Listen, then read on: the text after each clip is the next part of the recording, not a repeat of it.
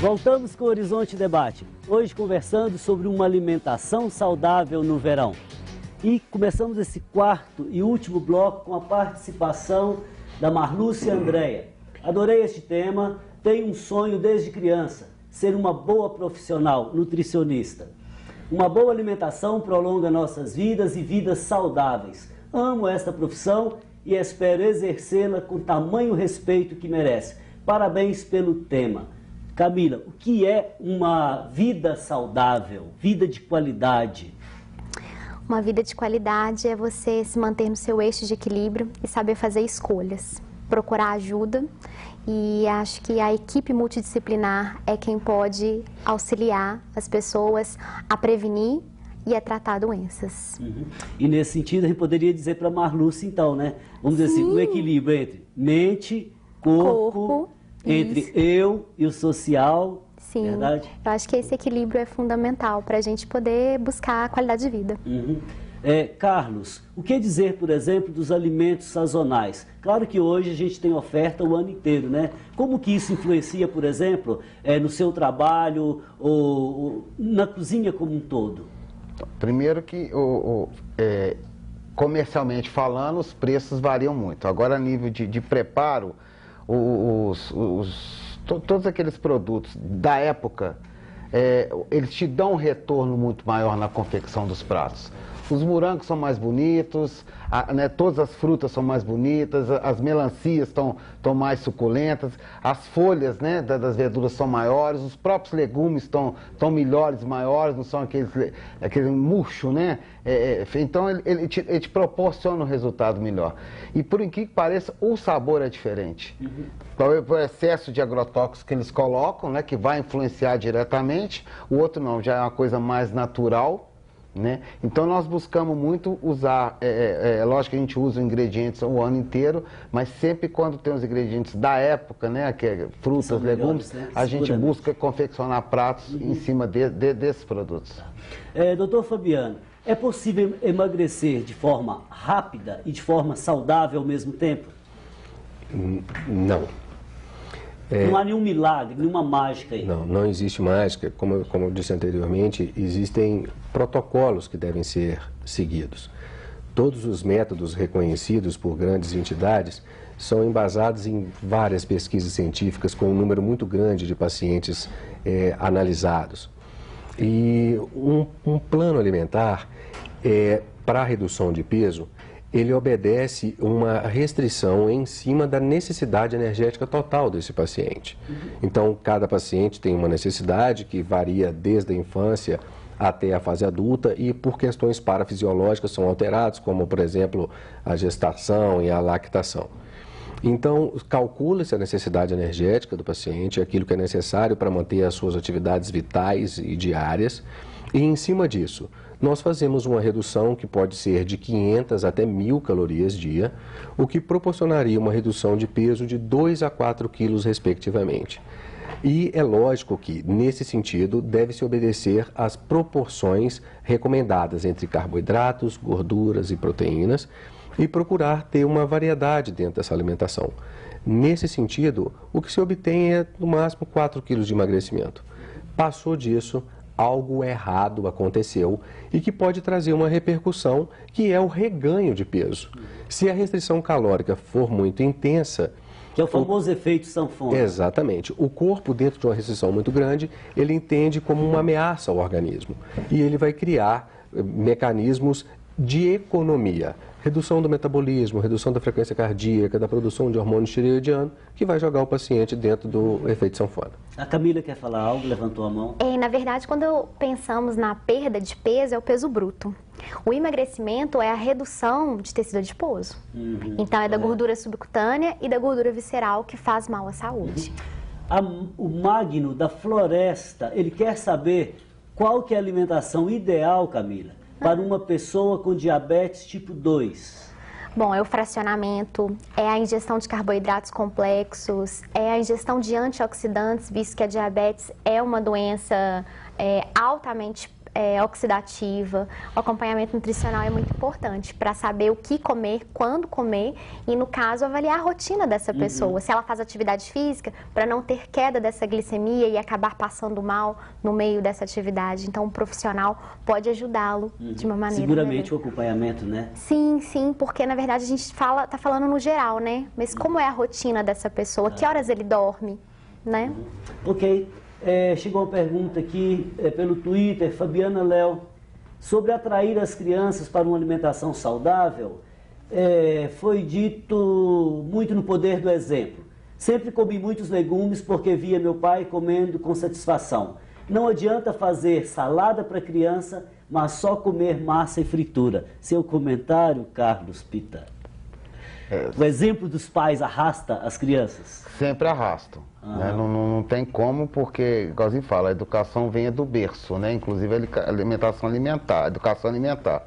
Então, acho que perante as crianças, você está insistindo com elas, né? E educando elas a ter essa alimentação, então que tenham também. Né? Fazer a criança comer um determinado prato, que ela já disse que não gosta, às vezes até sem provar.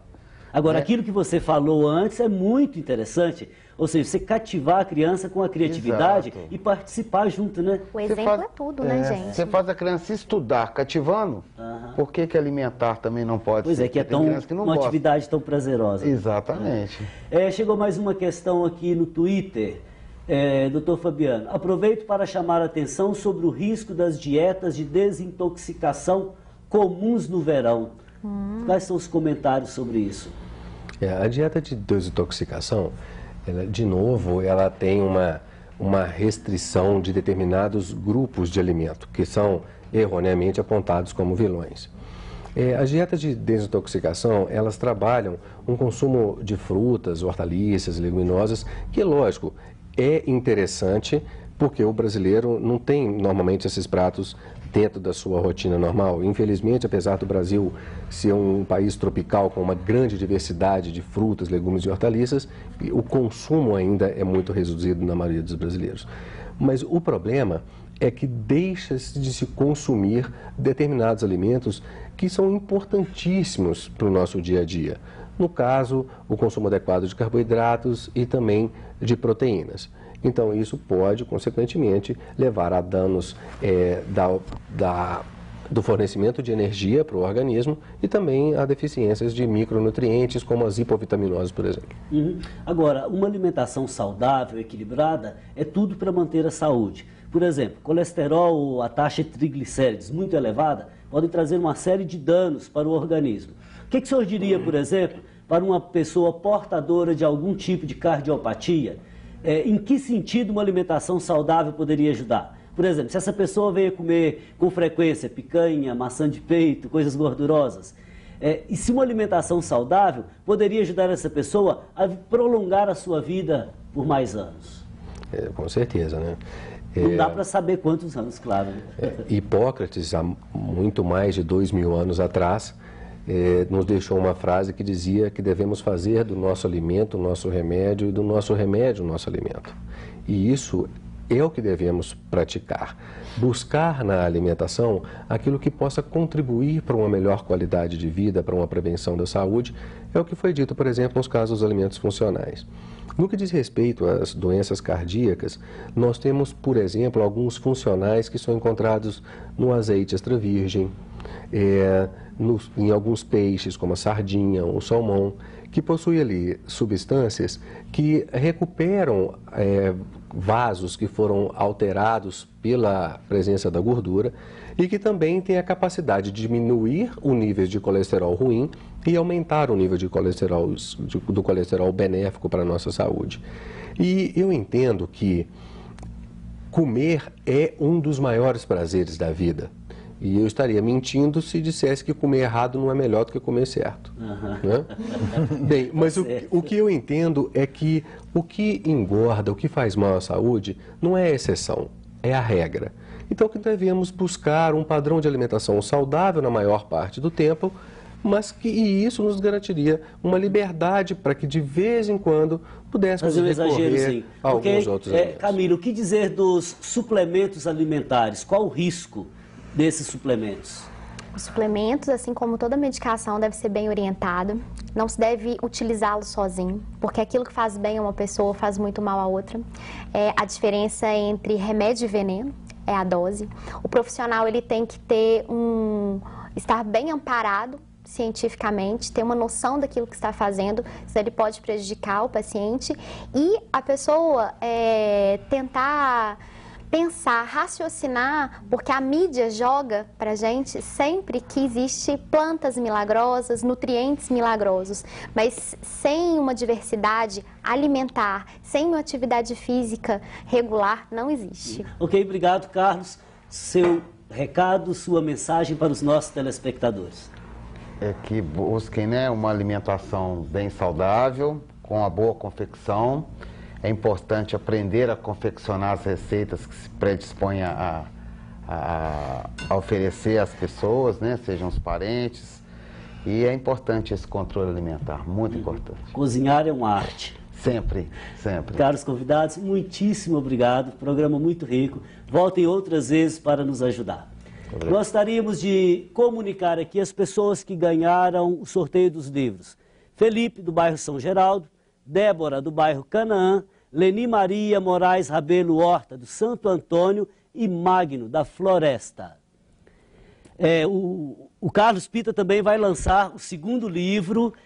Pode dar o seu recado, Carlos? Na verdade, é o terceiro livro. Terceiro. É o terceiro. Eu tenho um projeto gastronômico que chama Bate-Papo com Sabor, que agora em novembro completa seus 5 anos.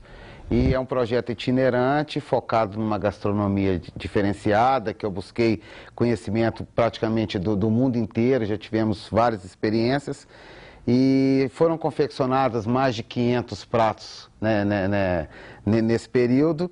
E eu separei 80 dos que foram mais solicitados, mais elogiados, mais degustados. E os preferidos pelo público. Os preferidos, com certeza. Ok, Carlos, nosso tempo se esgotou. Muito obrigado. Eu que agradeço. Antes de encerrar o programa, lembramos mais uma vez a campanha Faço Parte. Ajude a Arquidiocese de Belo Horizonte a construir mais esse capítulo da sua história, revitalizando o Santuário Nossa Senhora da Piedade e construindo a Catedral Cristo Rei. O Horizonte Debate de hoje chegou ao seu fim, mas você pode acompanhar informações sobre o programa no site da TV Horizonte. Lá você pode saber o tema da semana com antecedência, ver fotos dos bastidores do programa. O endereço é tvhorizonte.com.br/Horizonte Debate. E acompanhe também as notícias do Horizonte Debate pelo Twitter, acessando twitter.com/Horizonte Debate.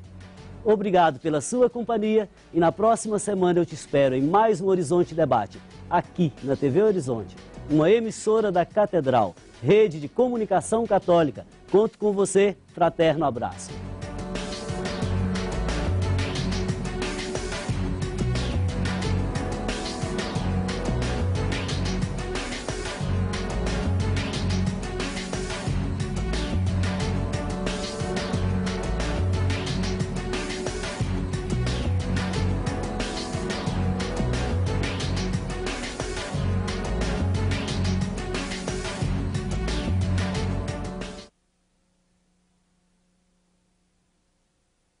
Carlos